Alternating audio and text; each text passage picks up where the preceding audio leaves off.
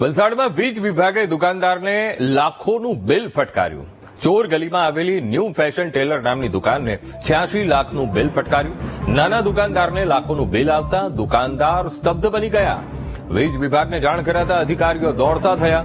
તપાસ દરમિયાન રીડિંગમાં ભૂલ ધ્યાને આવી અને રીડિંગમાં થયેલી ભૂલ સુધારી 86 લાખને બદલે 1540 રૂપિયાનું બિલ આપ્યું.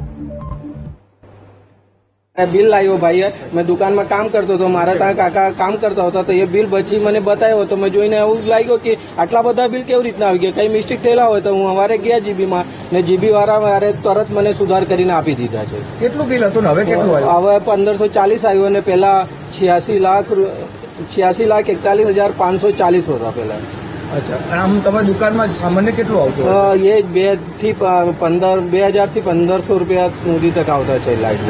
કોઈ વાર 2000 આવી જાય, કોઈ વાર 1800 આવે, કોઈ વાર 2200 બી એવી રીતના જ આવે છે. એ બિલિંગનો ઇસ્યુ હતું, એના માટે અમે પર્સનલ અહીંયા આવ્યા છે. શું ઇસ્યુ હતું? રીડિંગનો ઇસ્યુ હતું, મતલબ એમના માટે.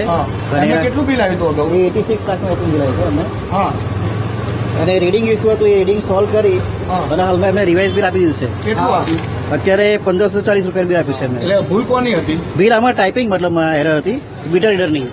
મીટર તો આ જે હવે ભૂલ સુધરી ગઈ, રિવાઇઝ કરી નાખી છે મતલબમાં. અને ગ્રાહક પણ અહીંયા છે, એમને રિવાઇઝ બિલ આપી દીધું છે, મતલબ ગઈકાલે જ આપી દીધું છે. ઇસ્યુ છે એટલે કે 86 લાખનું બિલ હોઈ શકે ખરું? ના હોય ને, ના હોય. એટલે ગ્રાહકે પણ ધ્યાન આપ્યું ને પેલા મીટર રીડર પણ ધ્યાન નથી આપ્યું. એના શું ભૂલ થયેલી એમ? રીડિંગની ભૂલ થઈ છે. રીડિંગની ભૂલ થઈ મતલબમાં રીડિંગ એન્ટ્રી કરવામાં.